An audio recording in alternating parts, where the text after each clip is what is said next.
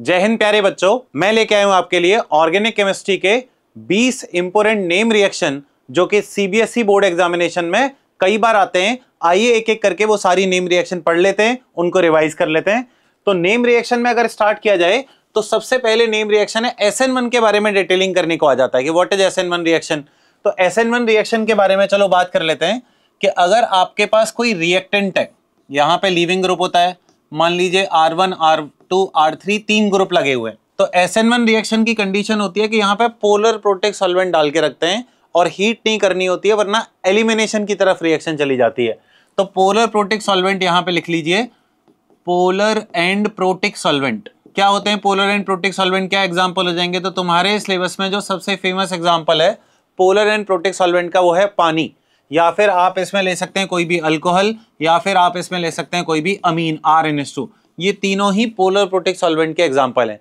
ये polar protic solvent, अब तुम्हें पता है SN1 रिएक्शन है, तो यहाँ पे सबसे पहले स्टेप में L- बाहर निकलेगा, लीविंग ग्रुप बाहर निकलेगा, और जैसे ही L- बाहर निकलेगा कार्बोकेटाइन का फॉर्मेशन करेगा। L- का बाहर निकलना RDS होता है। तो अगर आपका अच्छा लीविंग ग्रुप है तो रेट अच्छा होगा, क्योंकि वो स्टेप आसानी से हो जाएगा। L- के बाहर निकलने से कार्बोकेटाइन बनता है। अगर आपका कार्बोकेटाइन स्टेबल बन रहा होता है तो उसके केस में कहते हैं कि रेट ऑफ SN1 रिएक्शन ज्यादा होगा। तो 3 डिग्री में रेट ज्यादा, 2 डिग्री में रेट कम, 1 डिग्री में रेट और कम, और मिथाइल हैलाइड में रेट और कम मिलेगा। इसके बाद हम ये कहते हैं कि जो भी न्यूक्लियोफाइल यहाँ पे डाला है वो न्यूक्लियोफाइल इस प्लेनर कार्बोकेटाइन पर या तो ऊपर से अटैक करेगा 50% टाइम, और या फिर नीचे से करेगा 50% टाइम। आइडियल सिनेरियो तो ऐसा ही कुछ होता है। तो 50% ऊपर नीचे से अटैक करने की वजह से दो आइसोमर बन सकते हैं। एक बार न्यूक्लियोफाइल ऊपर अटैक कर रहा है, मान लो यहाँ पे R1 group, R2 group, R3 group है, और एक बार न्यूक्लियोफाइल मान लो नीचे से अटैक कर रहा है, यहाँ पे R1 ग्रुप, यहाँ पे R2 ग्रुप, यहाँ पे R3 ग्रुप, ऐसे करके दो प्रोडक्ट बनेंगे। एंड ये दोनों प्रोडक्ट आपस में, मान लीजिए कायरल सेंटर ये R कॉन्फ़िगरेशन है और ये कायरल सेंटर S कॉन्फ़िगरेशन है, तो जनरली इन दोनों में आपस में रिलेशन होता है इनांशियोमर, यानी कि यहाँ पे रेसमिक मिक्सचर का फॉर्मेशन होगा। तो यहाँ पे मैं लिख देता हूँ रेस्चर, और जो प्रोडक्ट में आपस में रिलेशन आएगा वो आएगा in general they are enantiomer of each other. ये हो जाएगी आपकी SN1 रिएक्शन की बात है। अब SN1 रिएक्शन में कोई बोले कि कर्व क्या होगा, तो आप यहाँ पे कर्व बना सकते हो। कैसे? What is the curve? Potential energy versus reaction progress का डायग्राम क्या होगा, एनर्जी प्रोफाइल डायग्राम इसको बोलते हैं। तो आपके पास पहले रिएक्टेंट हुआ होगा RL, फिर वो रिएक्टेंट जब बाहर निकलेगा तो एक कार्बोकेटाइन का फॉर्मेशन हुआ होगा, इसके बाद उस पर जब न्यूक्लियोफाइल आया होगा तो RNU का फॉर्मेशन हुआ है। तो ये जो होती है इसको बोलते हैं ट्रांजिशन स्टेट, इसको बोलते हैं इंटरमीडिएट, इसको बोलते हैं ट्रांजिशन स्टेट। और यहाँ पे ये जो ट्रांजिशन स्टेट 1 का फॉर्मेशन हो रहा है, व्हाट इज ट्रांजिशन स्टेट? ऐसी स्टेट जहाँ पे बॉन्ड मेकिंग या बॉन्ड ब्रेकिंग साथ साथ चलती रहती है। तो यहाँ पे कौन सी ब्रेकिंग चल रही है? ये कार्बन और लीविंग ग्रुप की ब्रेकिंग चल रही है। यहाँ पे क्या बॉन्ड ब्रेकिंग या मेकिंग चल रही है? तो यहाँ पे मेकिंग चल रही है, कार्बन और न्यूक्लियोफाइल की मेकिंग चल रही है। ऐसे करके ट्रांजिशन 1 और ट्रांजिशन स्टेट 2 है, और ये आपका R+ है। फिर यहाँ पे R+ किसके एनर्जी के पास होगा? यहाँ पे ट्रांजिशन स्टेट 2 के पास होगा या ट्रांजिशन स्टेट 1 के पास होगा? उससे हम ट्रांजिशन स्टेट के बारे में आइडिया लगा सकते हैं, जिसको हम हेमोस्ट पोस्टुलेट के नाम से जानते हैं। अगर मैं दूसरी रिएक्शन की बात करूं, SN2 रिएक्शन, तो SN2 रिएक्शन में बच्चों क्या होता है कि यहाँ पे लीविंग ग्रुप है, ये आपका R1 है, ये आपका R2 है, ये आपका R3 है। तो आपका जो न्यूक्लियोफाइल है, यहाँ पे जो सॉल्वेंट डालते हैं वो डालते हैं पोलर 2 कराने के लिए, पोलर अप्रोटिक सॉल्वेंट। क्या क्या एग्जाम्पल हो जाएंगे? एक DMSO एग्जाम्पल हो जाएगा, एक DMS एग्जाम्पल हो जाएगा, एक di methyl formamide DMF example हो जाएगा, एक HMPA हेक्सा मिथाइल फॉस्फोरामाइड ऐसा एग्जाम्पल हो जाएगा, एसीटोन एक एग्जाम्पल हो जाएगा। तो ये सारे पोलर अप्रोटिक सॉल्वेंट के एग्जाम्पल हैं। तो पोलर मतलब जिनका डायपोल मोमेंट 0 ना हो। अप्रोटिक कैसे देखते हैं? जिसमें FON या सल्फर से कनेक्टेड कोई भी हाइड्रोजन नहीं होता है, वो सारे अप्रोटिक सॉल्वेंट होते हैं। तो यहाँ पे क्या होता है? यहाँ पे एक ही स्टेप में रिएक्शन होती है। SN1 2 स्टेप की रिएक्शन थी। न्यूक्लियोफाइल बैक साइड से अटैक करता है, और जैसे ही बैक साइड से अटैक करेगा तो यहाँ पे बीच में एक ट्रांजिशन स्टेट आएगी कि न्यूक्लियोफाइल का बॉन्ड बनेगा, लीविंग ग्रुप बाहर निकलता हुआ जाएगा, और यहाँ पे जो R1 ग्रुप है, यहाँ पे जो R2 ग्रुप है, यहाँ पे जो R3 ग्रुप है, बीच में वो एक प्लेन में आ चुके होंगे। लीविंग ग्रुप बाहर निकलता जा रहा है और न्यूक्लियोफाइल आता जाएगा, लीविंग ग्रुप बाहर निकलता जाएगा। ऐसे करके एक ट्रांजिशन स्टेट बन जाएगी, और इस ट्रांजिशन स्टेट के बाद जब ये पूरा स्टेप कंप्लीट होगा तो nucleophile carbon R1 group, R2 group, R3 group ऐसे करके इन्वर्टेड प्रोडक्ट मिलेगा। तो हम इसको वेल्डन इन्वर्जन के नाम से भी जानते हैं। तो यहाँ पे इन्वर्जन होता है, जबकि SN1 रिएक्शन में 50% इन्वर्जन और 50% रिटेंशन होता है अगर आइडियल SN1 की बात करेंगे। तो SN2 को SN2 क्यों बोलते हैं? क्योंकि इसका रेट लॉ एक्सप्रेशन जब लिखेंगे तो यहाँ पे रेट जो है रिएक्टेंट और रेट जो है न्यूक्लियोफाइल दोनों की कॉन्सेंट्रेशन पर डिपेंड करता है, जबकि SN1 में रेट ऑफ SN1 सिर्फ रेट किस पर डिपेंड करेगा? सिर्फ रिएक्टेंट की कॉन्सेंट्रेशन पे डिपेंड करेगा, न्यूक्लियोफाइल पे डिपेंड नहीं करेगा। इस रिएक्शन की ऑर्डर की बात करेंगे तो इस रिएक्शन का ऑर्डर 2 होता है। इसमें अगर मैं बात करूं कि इसका एनर्जी प्रोफाइल डायग्राम कैसा होगा, जो SN1 का भी ड्रॉ किया था, तो यहाँ पे एनर्जी प्रोफाइल डायग्राम की बात करेंगे तो ये आपका हो गया आपका एनर्जी, ये हो गया आपका रिएक्शन प्रोग्रेस। तो कैसा दिखने वाला है? तो यहाँ पे आपका RL होगा, सिर्फ एक ट्रांजिशन स्टेट आएगी, कोई भी इंटरमीडिएट नहीं आएगा। और वो ट्रांजिशन स्टेट में आपको पता है ये वाला बॉन्ड टूटेगा, ये वाला बॉन्ड टूटेगा, ये वाला बॉन्ड बनेगा, ऐसे करके यहाँ पे एक ट्रांजिशन स्टेट का फॉर्मेशन होता हुआ आपको SN2 रिएक्शन में दिखाई देगा। तो ये दूसरी इंपॉर्टेंट नेम रिएक्शन है। एक और नेम रिएक्शन की बात करेंगे तो SNER रिएक्शन डिस्क्राइब करने को कहा जाता है। तो व्हाट इज SNER रिएक्शन? जैसे न्यूक्लियोफिलिक सब्स्टिट्यूशन इन एरोमेटिक कंपाउंड। तो न्यूक्लियोफाइल कैसे अटैक करेगा एरोमेटिक कंपाउंड में? बड़ी मुश्किल से अटैक करता है। तो सबसे पहले ध्यान रखिए कि ये हाई टेम्परेचर और हाई प्रेशर पे होती है। कहाँ पे होती है जी? High temperature and high pressure पे होती है, अगर आपसे कोई SNER रिएक्शन के बारे में पूछ रहा है। और चूंकि यहाँ पे L इलेक्ट्रॉन खींच के डेल्टा माइनस और डेल्टा प्लस जनरेट करेगा, तो न्यूक्लियोफाइल कौन सी जगह पे अटैक करेगा? जहां पे डेल्टा प्लस का फॉर्मेशन हो रहा है। और डेल्टा प्लस का फॉर्मेशन कहाँ होता है? इप्सो पोजीशन पे। कौन सी होती है इप्सो पोजीशन? जिसपे वो लीविंग ग्रुप खुद लगा होता है, इसको बोलते हैं इप्सो पोजीशन। तो न्यूक्लियोफाइल यहाँ पे अटैक करेगा। अब जब न्यूक्लियोफाइल अटैक करेगा तो सबसे पहले अटैक करते ही ऐसा तो होगा नहीं कि सिग्मा बॉन्ड को तोड़ते। सबसे पहले कौन सा वीक बॉन्ड है आपका? पाई वाला वीक बॉन्ड है, इसको ऐसे तोड़ेंगे तो यहाँ पे नेगेटिव चार्ज बनेगा, यहाँ पे पाई बॉन्ड और पाई बॉन्ड ऐसा कुछ बन जाएगा। ये रहा आपका पहला इंटरमीडिएट। फिर ये रेजोनेंस करेगा तो यहाँ पे हो जाएगा आपका लीविंग ग्रुप न्यूक्लियोफाइल, यहाँ पे पाई बॉन्ड, यहाँ पे नेगेटिव चार्ज, यहाँ पे पाई बॉन्ड। अगली बार एक और बार रेजोनेंस होगी, तो क्या बनेगा? यहाँ पे नेगेटिव चार्ज, ये हो जाएगा लीविंग ग्रुप, ये हो जाएगा न्यूक्लियोफाइल। फिर इसके बाद बोलते हैं कि नेगेटिव चार्ज आके लीविंग ग्रुप को बाहर निकालेगा। और बच्चों ये आपका होता है फास्ट स्टेप, यानी कि यहाँ पे लीविंग ग्रुप एबिलिटी मैटर नहीं करेगी और फास्ट स्टेप पे निकल के न्यूक्लियोफाइल यहाँ पे रह जाएगा। और मैं कहूंगा यहाँ पे पाई बॉन्ड, जैसे nucleophilic substitution reaction in aromatic compound. तो अगर मैं यहाँ पे ये बोलूं कि SNER रिएक्शन का रेट क्या होगा?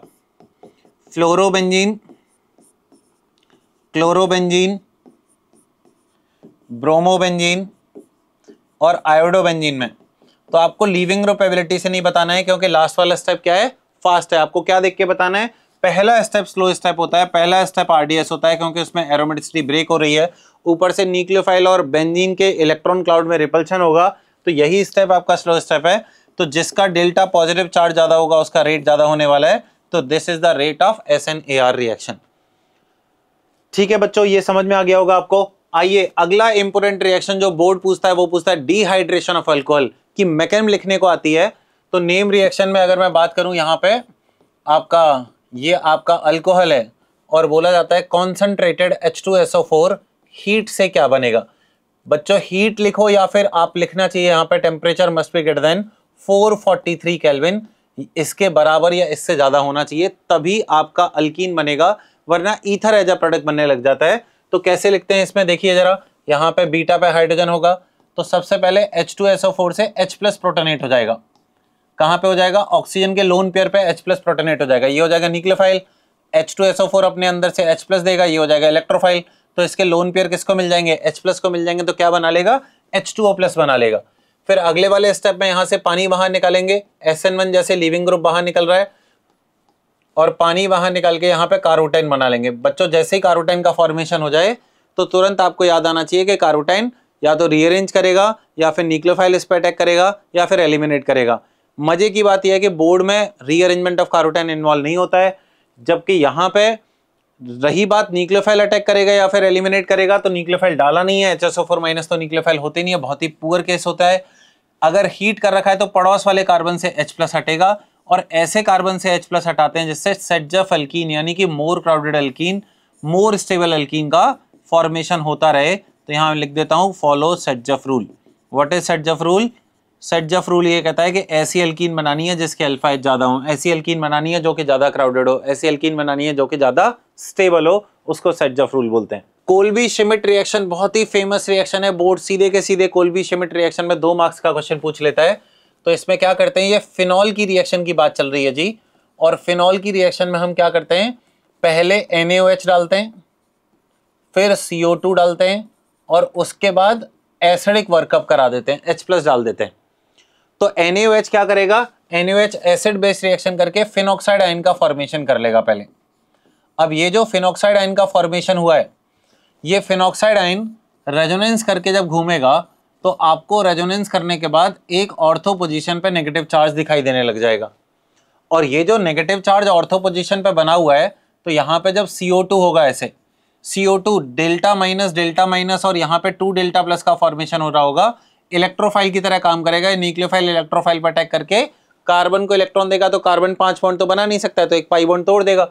इससे क्या बन जाएगा, इससे बन जाएगा आपका डबल बॉन्ड O, यहाँ पे रहेंगे 2 पाई बॉन्ड, और यहाँ पे रहेगा आपका कार्बन डबल बॉन्ड O और O- ऐसा करके कुछ। लेकिन आपको पता है ये कीटो फॉर्म है, अगर ये इनॉल फॉर्म में कन्वर्ट हो जाए तो इनॉल फॉर्म में आपका यहाँ से H+ जब हटाएंगे तो ये O- में कन्वर्ट होगा, H+ हट के माइनस चार्ज ऊपर पहुंच जाएगा। अब इसके बाद हमें ये पता है कि जब इसमें एसिडिक वर्कअप कराते हैं, जब इसमें एसिडिक वर्कअप कराते हैं तो एसिडिक वर्कअप कराने के लिए यहाँ पे आपका H+ प्रोटोनेट होगा, और यहाँ पे आपका H+ प्रोटोनेट होगा, यहाँ पे आपका H+ प्रोटोनेट होगा। ऐसे करके हाइड्रोजन बॉन्डिंग वाला कंपाउंड बन जाता है, जिसको हम सैलिसिलिक एसिड के नाम से जानते हैं। ठीक है, अब इसके पीछे जो कहानी है वो ये नहीं है कि हाइड्रोजन बॉन्डिंग की वजह से ये मेजर बना है। एक्चुअली में यहाँ पे जब ये O- है और जब यहाँ पे COO- का फॉर्मेशन हो रहा है, तो यहाँ पे जो Na आपने लिया है वो Na+ आता है और एक किलेट का फॉर्मेशन करता है, इसलिए ऑर्थो वाला प्रोडक्ट मेजर होता है। हाइड्रोजन बॉन्डिंग तो KOH के साथ भी होती, कोई फर्क नहीं पड़ता, लेकिन मैं आपको बता दूं कि जैसे ही आप KOH लोगे तो K+ का साइज बड़ा होता है, उसमें किलेट तो बन नहीं पाएगा, तो उसके केस में पैरा प्रोडक्ट मेजर बनने लग जाता है। तो अगर आपको कोल्बी श्मिट रिएक्शन पूछी जाती है तो आप salicylic acid product major product बना के रखिएगा और बताइएगा कि फाइनली हाइड्रोजन बॉन्डिंग होती है, और यहाँ पे किलेट बनने की वजह से Na+ का साइड छोटा होने की वजह से यहाँ पे ऑर्थो वाला प्रोडक्ट मेजर प्रोडक्ट होता है। एक और इसकी फेमस रिएक्शन है राइमर टीमर रिएक्शन। तो ये भी फिनॉल की फेमस रिएक्शन है, कई बार मैकेम लिखने को आ जाता है बोर्ड में। तो इसमें क्या करते हैं, इसमें NaOH के साथ CHCl3 डाल के रखते हैं और लास्ट वाले स्टेप में एसिडिक वर्कअप करा देंगे, यानी कि H+ प्रोटोनेट कर देंगे। क्या होता है इसमें, तो देखो क्या होगा, यहाँ पे CHCl3 का स्ट्रक्चर ऐसा होगा और साथ में आपने OH- ले रखा है। OH- H+ को लेके जाएगा, क्या बनाएगा, कार्बन अनाइन का फॉर्मेशन करेगा, 3 क्लोरीन हो जाएंगे। फिर उसके बाद क्या करेंगे, उसके बाद यहाँ से 1-1 एलिमिनेशन कर देंगे। 1-1 एलिमिनेशन करने पे क्या होता है, 1 पे अनाइन 1 पे लिविंग ग्रुप, Cl- को निकालेंगे तो डाइक्लोरोकार्बिन एक इंटरमीडिएट बन जाएगा। क्या इंटरमीडिएट बन जाएगा, डाइक्लोरोकार्बिन इंटरमीडिएट बन जाएगा बच्चों, और जो कि इलेक्ट्रोफाइल की तरह काम करेगा। साथ में इसका OH- इसके H+ को भी लेके फिनॉक्साइड आयन का फॉर्मेशन करेगा। अब फिनॉक्साइड आयन का फॉर्मेशन हो गया तो फिनॉक्साइड आयन का जो O- है वो रेजोनेंस करके ऑर्थो पे आएगा, और उसका जो न्यूक्लियोफाइल है, वो जो कार्बन अनाइन बना हुआ है, वो न्यूक्लियोफाइल अटैक कर देगा CCl2 वाले इलेक्ट्रोफाइल पर। उससे क्या बनने वाला है, उससे बनने वाला है यहाँ पे बन जाएगा C-, उसको इलेक्ट्रॉन पेयर मिल जाएंगे और यहाँ पे बन जाएगा 2 क्लोरीन। प्यारे बच्चों, ये यहाँ पे जो H है वो बेस इस H+ को जब हटाएगा टॉटोमेम कराने के लिए, तो अनाइन बन के O- पे तो पहुंच जाएगा, लेकिन वो जो H+ है वही H+ इस वाले कार्बन पे आके प्रोटोनेट हो जाता है, क्योंकि कार्बन माइनस बहुत स्ट्रॉन्गर बेस होते हैं। इसके बाद जो OH- है वो क्या करता है, OH- यहाँ पे अटैक करता है और Cl- को बाहर निकालता है। तो आपको यहाँ पे क्या देखने को मिलेगा, यहाँ पे देखने को मिलेगा कि एक जगह Cl एक जगह OH आ जाएगा। एक कार्बन पे OH और Cl रहते नहीं है, वहां से HCl बाहर निकाल देना, और HCl बाहर निकाल के यहाँ पे बन जाएगा O- और यहाँ पे बन जाएगा आपका CH+O अल्डिहाइड। जब आप एसिडिक वर्कअप कराओगे तो यहाँ पे H+ आ जाएगा, ये आपका एल्डिहाइड है, इसको हम सैलिसिल्डिहाइड के नाम से जानते हैं, जो कि RTR का मेजर प्रोडक्ट है। सैलिसिल्डिहाइड के नाम से जानते हैं, जो कि RTR का मेजर प्रोडक्ट है। हाँ, कोई पूछे पैरा बनता है क्या, तो तुम बोलोगे पैरा माइनर बनता है, लेकिन डेफिनेटली पैरा बनता है। विलियमसन ईथर सिंथेसिस ये क्या कहता है? ये कहता है कि अगर आपके पास सोडियम अल्कोक्साइड है और आपने अल्काइल हैलाइड में 1 डिग्री अल्काइल हैलाइड ले रखा है या मिथाइल अल्काइल हैलाइड ले रखा है, तो उसके केस में ईथर मेजर प्रोडक्ट बनते हैं। SN2 रिएक्शन होती है, ये RO माइनस न्यूक्लियोफाइल की तरह काम करेगा, अटैक करके X माइनस को निकाल देंगे और यहाँ पे ROR ईथर का फॉर्मेशन कर लेंगे। ये ध्यान रखना, 1 डिग्री होगा तो ईथर होगा, यहाँ पे CH3 होगा तो ईथर बनेगा, 2 डिग्री होता है तो ईथर माइनर प्रोडक्ट बनते हैं, E2 मेजर होता है, 3 डिग्री में ईथर नहीं बनेगा, R एरोमेटिक होगा तो ईथर नहीं बनेगा, R में कोई डबल बॉन्ड वाला सिस्टम जिसपे हेलोजन रखा हुआ है वो नहीं हो सकता, ट्रिपल बॉन्ड वाला सिस्टम नहीं हो सकता। ये आपको ध्यान देने वाली बात है। इसका मतलब अगर मेरे पास कुछ ऐसा क्वेश्चन है, sodium tertiary butoxide with CH3Cl, तो बहुत आसानी से SN2 रिएक्शन हो जाएगी बच्चों, O माइनस अटैक करके Cl माइनस को बाहर निकाल देगा और कहेंगे यहाँ पे OCH3 ईथर का फॉर्मेशन हो जाएगा। This is Williamson ether synthesis. और क्या है? डाउस प्रोसेस। जी हाँ, क्लोरोबेंजीन से फिनॉल बनाने की फेमस रिएक्शन, फिनॉल का फॉर्मेशन हो जाता है। क्या करते हैं इसमें? NaOH डालते हैं और NaOH डाल देते हैं टेम्परेचर ज़्यादा और प्रेशर ज़्यादा पर। टेम्परेचर की वैल्यू अगर मैं बात करूं तो 623 केल्विन हो जाएगी और प्रेशर की बात करूं तो 310 ATM या बार में लिखोगे तो 310 बार या 310 ATM आपका प्रेशर हो जाएगा। लोग इसको SNER मान लेते हैं, लेकिन मैं आपको बता दूं ये बेंजाइन मैकेनिज्म के थ्रू जाता है। और बेंजाइन मैकेनिज्म में क्या करते हैं पंडाउस प्रोसेस में कि सबसे पहले OH माइनस SNER नहीं कराता है, यहाँ पे OH minus acid base reaction कराता है। जी हाँ, ट्विस्ट है, यहाँ पे OH minus acid base reaction कराएगा तो यहाँ पे अनाइन बन जाएगा, यहाँ पे क्लोरीन बन जाएगा। इसके बाद यहाँ से Cl माइनस को बाहर निकाल लेंगे, Cl माइनस को बाहर निकाल के क्या बना लेंगे? पाई बॉन्ड बना लेंगे, तो बेंजाइन बन गया। इसके बाद OH माइनस आएगा, OH माइनस किसी भी जगह अटैक कर सकता है, ऊपर या नीचे, अटैक करके नीचे माइनस बना लूंगा, ये बन गया कार्बन पे माइनस। लेकिन ऑक्सीजन H+ लेके बैठा है, तुरंत की तुरंत क्या हो जाएगा? प्रोटॉन ट्रांसफर हो जाएगा। तो प्रोटॉन ट्रांसफर होगा तो क्या बनेगा? प्रोटॉन ट्रांसफर, प्रोटॉन H+ यहाँ पे आके यहाँ पे बन जाएगा O-। जब आप लास्ट में एसिडिक वर्कअप कराते हो तो उस एसिडिक वर्कअप की जगह ये फिनॉल में कन्वर्ट हो जाता है। ये रहा आपका डाउस process and this is how you can convert chlorobenzene into phenol. और क्या है? Aldol condensation. सबसे पहली बात तो कंडीशन समझ लीजिए, मस्ट हैव अल्फा हाइड्रोजन। अगर अल्फा हाइड्रोजन नहीं है तो अल्डोल कंडेंसेशन नहीं होगा। तो अगर मैं यहाँ पे अल्फा हाइड्रोजन की बात कर लूँ, सपोज करो एसिटल्डिहाइड ले रखा है और कंडेंसेशन तब कराना है जब हीट लिख रखा हो। अगर हीट नहीं है तो रिएक्शन होगी अल्डोल रिएक्शन, और अगर हीट है तो रिएक्शन का नाम होगा अल्डोल कंडेंसेशन। तो क्या करता है ये बेस सबसे पहले अल्फा H को निकाल के अनाइन का फॉर्मेशन करता है और अनाइन बन जाएगा आपका ऐसा। इसके बाद क्या करता है? ये अनाइन दूसरे मॉलिक्यूल पे न्यूक्लियोफिलिक एडिशन रिएक्शन करता है और पाई बॉन्ड को तोड़ देता है। क्या बनेंगे यहाँ पे बच्चों? ये बनेगा CH3, ये बनेगा CH, ये बनेगा O-। किसने अटैक किया है इस पे? CH2 ने अटैक किया है, तो CH2 CHO ऐसा करके प्रोडक्ट बन जाएगा। मैं आपको याद दिला दूं, यहाँ पे डाइल्यूट NaOH होता है अल्डोल कंडेंसेशन में, तो यानी कि पानी अभी है, पानी से H+ प्रोटोनेट हो जाके अल्कोहल का फॉर्मेशन कर देंगे, क्योंकि अल्कोहल पानी से कमजोर एसिडिक होते हैं। और ये जो यहाँ पे प्रोडक्ट बनेगा ये अल्डोल रिएक्शन का प्रोडक्ट है। लेकिन आपसे क्या एक्सप्लेन करने को बोला गया है? आपको अल्डोल कंडेंसेशन एक्सप्लेन करने को बोला गया है, यानी हीट के बाद बोला गया है। तो मैं आपको बता दूं, जो अटैक करने आता है उसका H और बना हुआ OH इवन CB मैकेनिज्म से बाहर निकालते हैं और यहाँ से पानी एलिमिनेट करा के कंडेंसेशन करा के एक ऐसा अल्कीन बनता है जो कि हमेशा अल्डिहाइड कीटोन के साथ कॉन्जुगेशन में होगा, जिसको हम बोलते हैं alpha beta unsaturated carbonyl compound which are the product of aldol condensation. ठीक है, which are the product of aldol condensation. Cannizzaro reaction कब होती है? कैनेजारो रिएक्शन तब होती है जहां पे कोई भी अल्फा हाइड्रोजन नहीं होता है। तो कोई भी अल्फा हाइड्रोजन ना होने का एग्जांपल क्या है? फॉर्मल्डिहाइड है जी। क्या मैकेनिज्म होगी? यहाँ पे आपको NaOH डाइल्यूट नहीं, कॉन्सेंट्रेटेड NaOH लेना होता है। मैं थोड़ा सा कॉन्सेंट्रेशन का भी जिक्र कर देता हूँ। अल्डोल में कॉन्सेंट्रेशन 5 से 10% चल जाता है, कहने जा रहा हूं मैं 50% KOH या 50% NaOH डालना होता है। तो क्या करते हैं इसमें, OH माइनस सबसे पहले न्यूक्लियोफिलिक एडिशन रिएक्शन करने जाएगा, करा लिया न्यूक्लियोफिलिक एडिशन रिएक्शन। इसके बाद और तो कुछ हो नहीं सकता है, तो O माइनस वापस आके इस H माइनस को धकेलेगा जो कि दूसरे मॉलिक्यूल पे आके अटैक करेगा, और दूसरे मॉलिक्यूल पे आके अटैक करेगा तो देखो क्या होगा, यहाँ पे जब ये ऊपर से इलेक्ट्रॉन आ रहे थे तो पाई बॉन्ड बना लेंगे, और यहाँ पे कौन है नीचे, OH है, और ये वाला H माइनस कहाँ गया है बच्चों, ये वाला H माइनस यहाँ पे अटैक करने गया है, जिसने पाई बॉन्ड ओपन करके O माइनस का फॉर्मेशन कर लिया। अब ये है आपका स्ट्रॉन्गर एसिड कार्बोक्सिलिक एसिड, तो स्ट्रॉन्गर एसिड से वीक एसिड बनना चाहेगा और प्रोटॉन ट्रांसफर करा देंगे। क्या बना लेंगे यहाँ पे बना लेंगे एसिडलो माइनस, और यहाँ पे बना लेंगे CH3OH।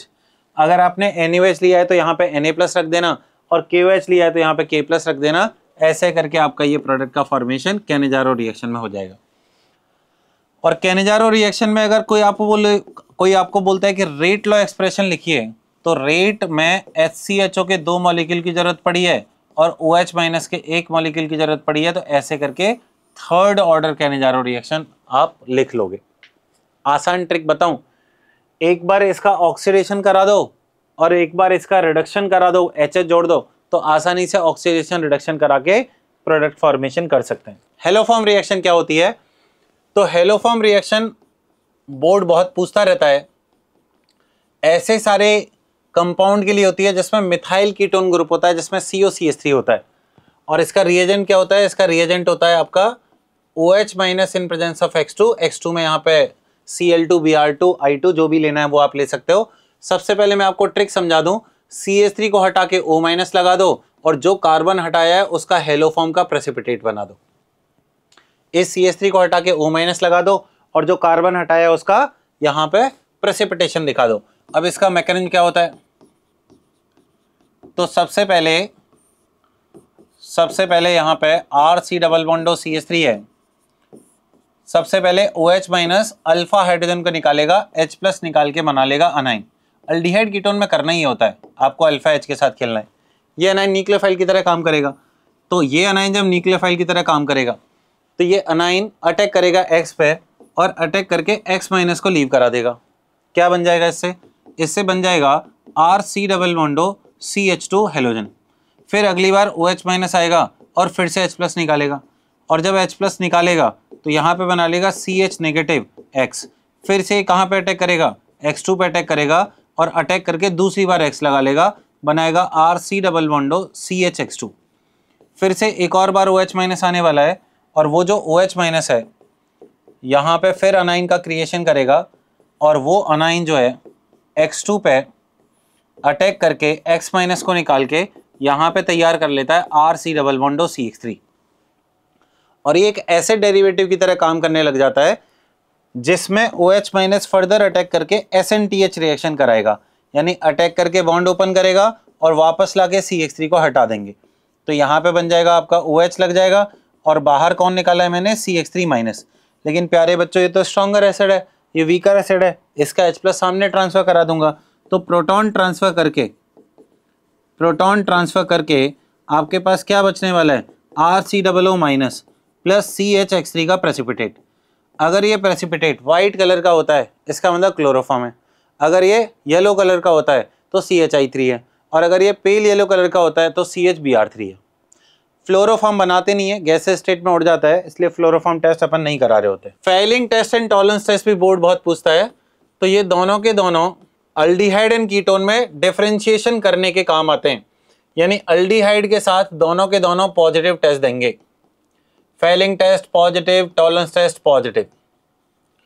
लेकिन कीटोन की अगर मैं बात करूं, कीटोन के साथ फेलिंग टेस्ट नेगेटिव और टॉलरेंस टेस्ट नेगेटिव।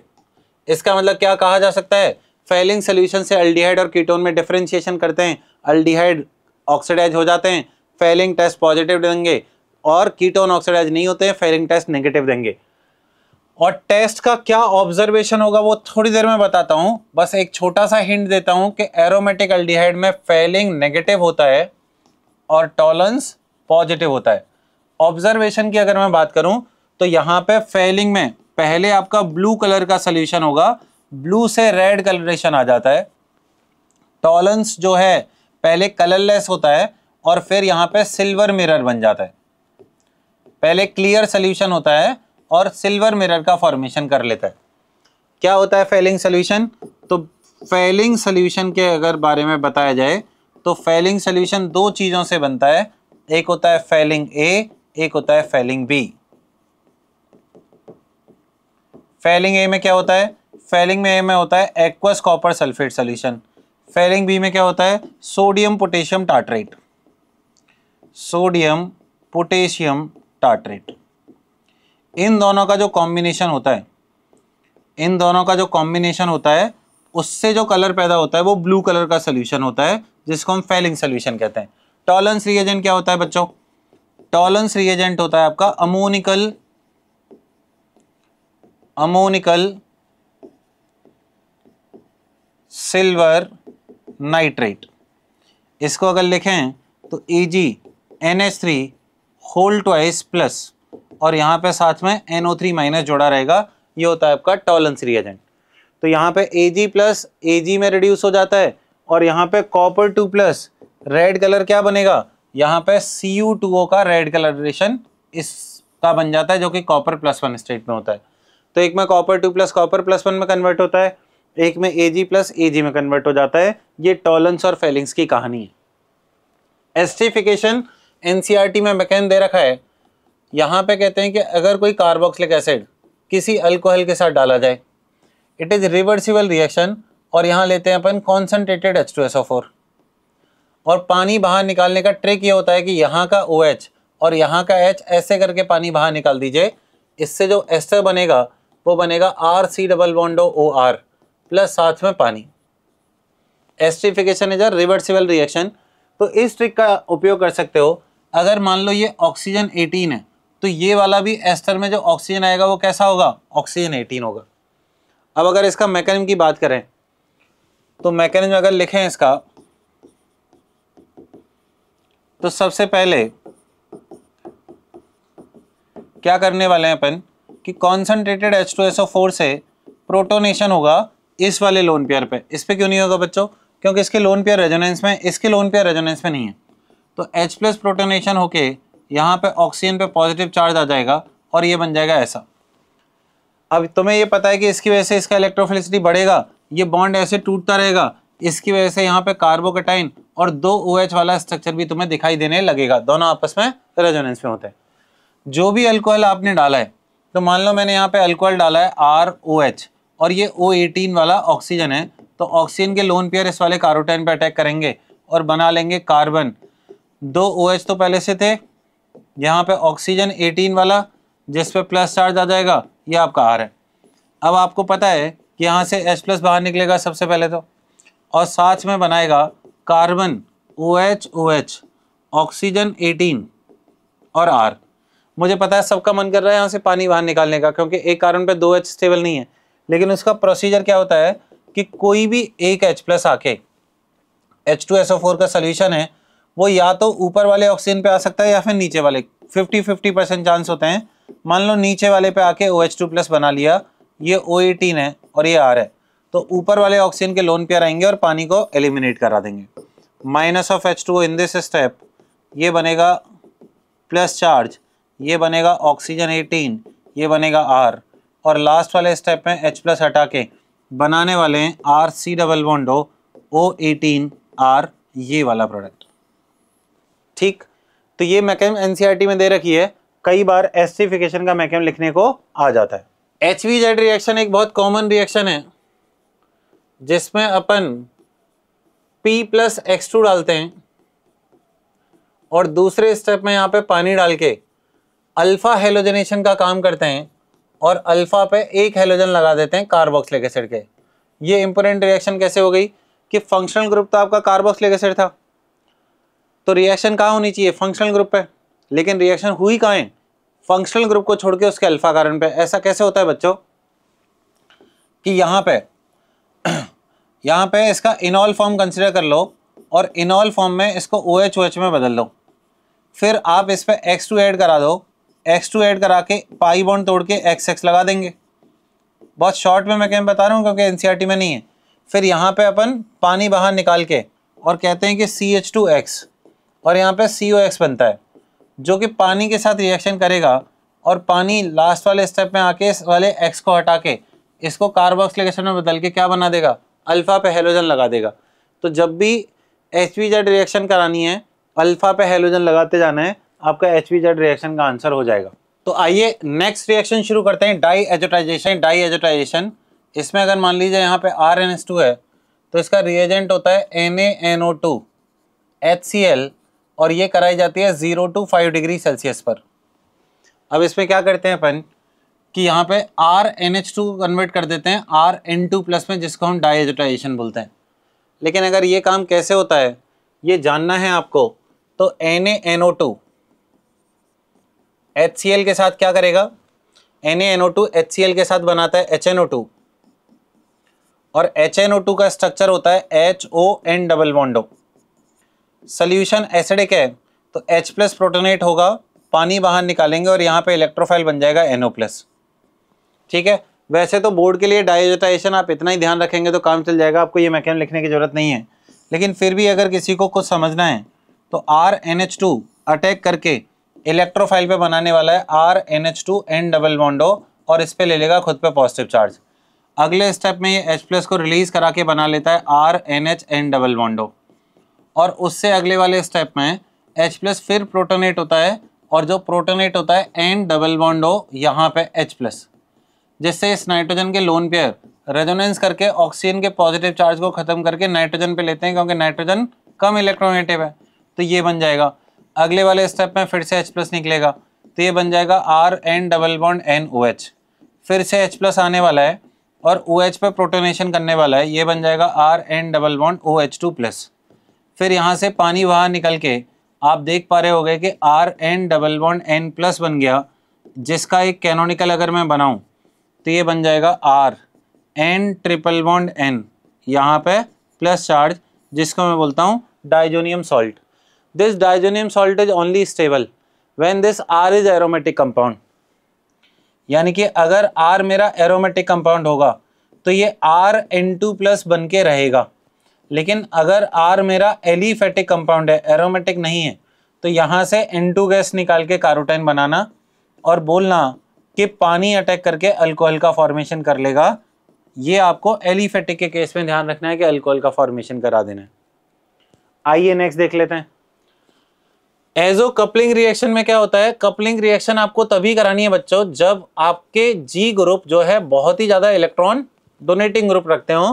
तो G group must belong to या तो OH होना चाहिए या O माइनस होना चाहिए। OR नहीं चलता, मैं OR लिख के कट कर रहा हूं, OR नहीं चलता। और या फिर NH2 होना चाहिए या फिर NHR होना चाहिए या फिर NR2 होना चाहिए। ये 5 ग्रुप हैं जब कपलिंग रिएक्शन होती है with the highly activated benzene ring.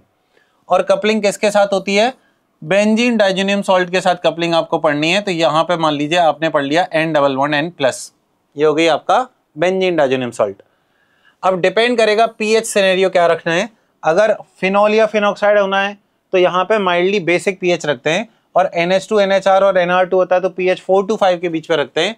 और ये होते हैं सारे के सारे ऑर्थो पैरा डायरेक्टिंग ग्रुप, और आपके इलेक्ट्रोफाइल को आपको पैरा पे लगा देना है। तो G group which is ortho para directing group, और यहाँ पे ऐसे करके एजो डाई का फॉर्मेशन हो जाता है, एजो डाई का फॉर्मेशन हो जाता है। Azo N double bond N वाले बॉन्ड को बोलते हैं, और इसी की वजह से ये डाई जो होती है वो ब्रिलियंट कलर लेके आती है because of the extended conjugation via N double bond N। तो अगर मैं यहाँ पे बोलूँ कि मेरे पास फिनॉल है और फिनॉल में मैंने PHN2 प्लस डाल रखा है, PHN2 प्लस Cl माइनस डाल रखा है, और यहाँ पे जो pH ऑफ सोल्यूशन लेंगे वो 9 से 10 लेंगे। pH जब 9 से 10 लेंगे तो फिनॉल वाले सोल्यूशन में ऑर्थो पैरा डायरेक्टिंग होता है, ये बन जाएगा आपका। और इसका कलर भी आपको याद रखना है, ये ऑरेंज कलर की डाई होती है। लेकिन अगर आप एनिलीन लेते हो, अगर आप एनिलीन लेते हो तो यहाँ पे PHN2 प्लस Cl माइनस बनेगा, और इसका जो pH लेते हैं, सोल्यूशन का जो pH लेते हैं वो 4 to 5 लेते हैं, और यहाँ पे येलो कलर का डाई बन जाता है। एनिलीन के केस में येलो कलर का डाई बनेगा, तो ये जो बनेगा वो ऐसा होगा जिसको येलो कलर का डाई बोलते हैं। ये हो गया आपका ऑरेंज कलर डाई और ये हो गया आपका yellow colour dye. Gattermann Koch reaction बहुत ही फेमस रिएक्शन है, वेरी वेरी वेरी इंपॉर्टेंट, बहुत ज़्यादा पूछी जाती है, इवन आईआईटी में भी पूछ ली जाती है। एंड इसका काम होता है बेंजीन को बेंजल्डिहाइड में कन्वर्ट करना। कैसे करते हैं? यहाँ पे CO प्लस HCl लेते हैं इन प्रेजेंस ऑफ AlCl3 डाल के। अगर कोई मैकेनिज्म की बात करें कि कैसे हो रहा होगा ये, तो मैकेनिज्म की बात अपन कर सकते हैं।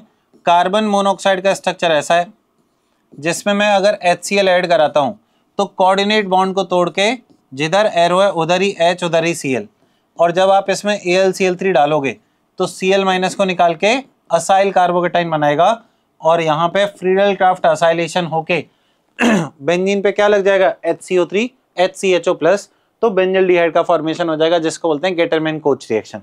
फिर है एक इटार्ड रिएक्शन। तो व्हाट इज इटार्ड रिएक्शन बच्चों? टॉलिन को CHO में कन्वर्ट करने के काम आता है, और इटार्ड रिएक्शन का रिएजेंट होता है CrO2Cl2 in presence of carbon disulphide. पहले स्टेप में ये डालते हैं और दूसरे स्टेप में आप H3O प्लस डालते हो, कर देता है CHO में कन्वर्ट कर देता है जी। सैंडमेयर रिएक्शन क्या होती है? तो this is the reaction of benzene डाइजेनियम salt, N2 plus होता है।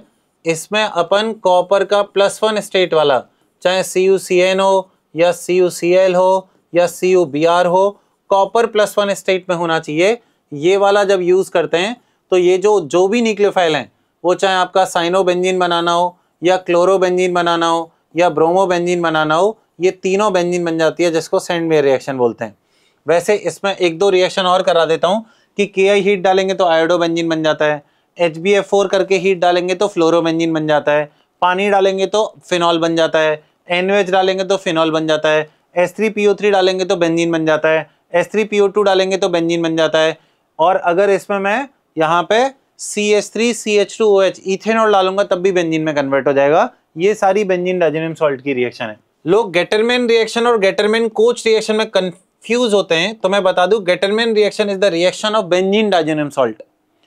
तो जब आप गेटरमैन रिएक्शन लिखते हैं तो यहाँ पे Cu0 वाला लेते हैं, या तो HBr होगा या फिर HCl होगा, और हम कहेंगे कि HBr में से Br माइनस आके ब्रोमोबेंजीन बना लेगा और HCl में से Cl माइनस आके क्लोरोबेंजीन बना लेगा।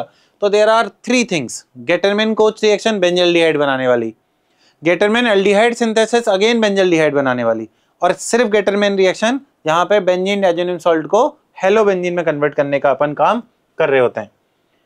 तो ये सारी नेम रिएक्शन है जो आप सारे के सारे बच्चे, मुझे लगता है वो सारी बहुत छोटी छोटी रिएक्शन मैंने छोड़ दी हैं। वुड्स रिएक्शन RX में Na ट्राईथर डालते हैं, R.R. आपस में कंबाइन हो जाता है। वुड्स फिटिक रिएक्शन में एक एरोमेटिक और एक एलिफेटिक होना चाहिए। फिटिक रिएक्शन में दोनों एरोमेटिक में Na ट्राईथर डाल के दोनों एरोमेटिक में रेडिकल बना के कंबाइन कर लेते हैं। ऐसी छोटी छोटी रिएक्शन मैंने छोड़ दी हैं, लेकिन जो काम की जो इंपोर्टेंट रिएक्शन जो हर चैप्टर में से मैं उठा सकता था वो आपके बोर्ड एग्जामिनेशन के लिए मैंने यहाँ पे डाली हैं। आप एक बार सारा पढ़ के अपना रिवीजन करिए, and I wish you all the best for your chemistry board exam. Thank you.